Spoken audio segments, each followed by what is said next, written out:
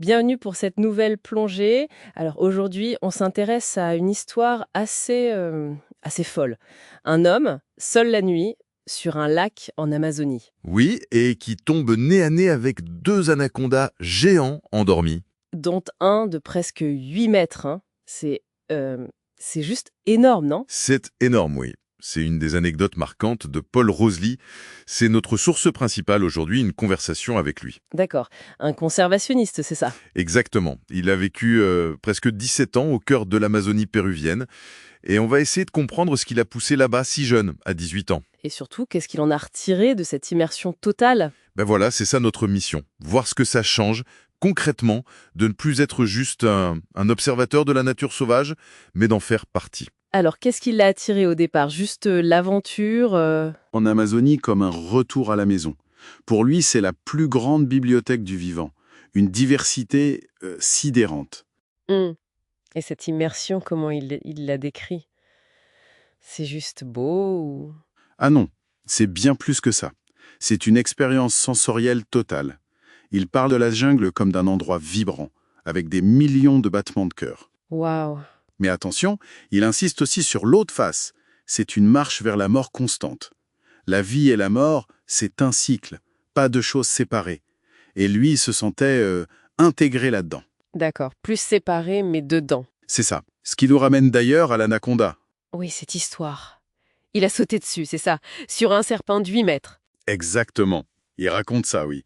Il a sauté sur le serpent endormi et il dit qu'il n'arrivait même pas à joindre ses doigts autour, tellement l'animal était massif, quoi. Dingue. Mais au-delà de l'anecdote spectaculaire, l'anaconda a un rôle clé. Ah oui, un rôle clé, c'est un super prédateur tout en haut de la chaîne. Du coup, il concentre les polluants. Comment ça? Par exemple, on trouve du mercure dans leurs tissus. Ça vient de leur paillage illégal, plus haut sur les fleuves. L'étude des anacondas, ça devient un indicateur de la santé de tout l'écosystème.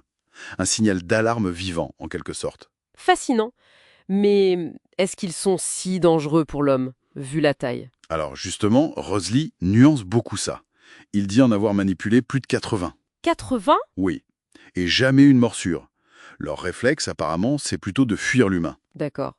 Donc, le mythe du monstre mangeur d'hommes? Il le relativise fortement. Mais attention, ça ne veut pas dire que la jungle n'est pas dangereuse. Loin de là. Justement, parlons-en. Quels sont les vrais dangers qu'il a rencontrés?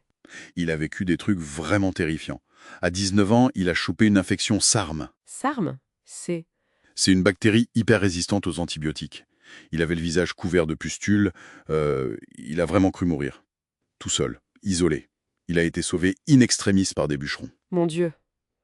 Ça remet les choses en perspective sur la vulnérabilité? Complètement. Et il y a d'autres choses. Les chutes d'arbres morts, par exemple, il dit que c'est plus dangereux que les jaguars. Ah oui? Oui. Ou les botflies, ces mouches dont les larves se développent sous la peau. Berk. Ouais.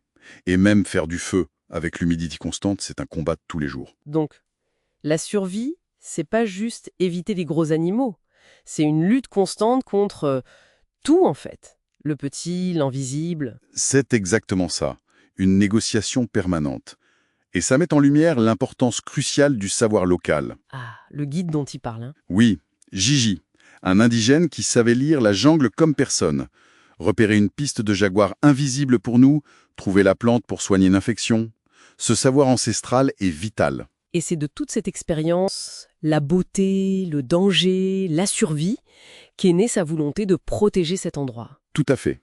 Ça a nourri un besoin viscéral de conservation. C'est comme ça qu'est née l'initiative Jungle Keepers. Jungle Keepers, c'est l'idée de transformer les anciens bûcherons ou mineurs en gardiens de la forêt. C'est ça, leur offrir une alternative économique pour qu'ils deviennent protecteurs plutôt qu'exploitants. Protéger des dizaines de milliers d'hectares en s'appuyant sur leur connaissance du terrain. Une approche très pragmatique, née du vécu. Pour résumer cette plongée, on découvre une vie, waouh, d'une intensité incroyable. Oui, un mélange d'émerveillement brut, de danger constant. Et cette interconnexion très forte avec l'environnement. Retrouver sa place, quoi. Comme un élément parfois fragile dans ce grand cycle de vie et de mort. Exactement. Ça change forcément le regard qu'on porte sur le monde naturel. Et ça nous laisse avec une question, peut-être. Qu'est-ce qui change vraiment en nous quand on arrête d'être juste spectateur? Quand on devient participant, intégré à la beauté mais aussi au péril de la nature? Hmm.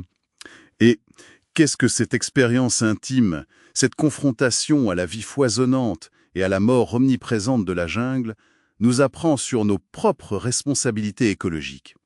Voilà, de quoi réfléchir.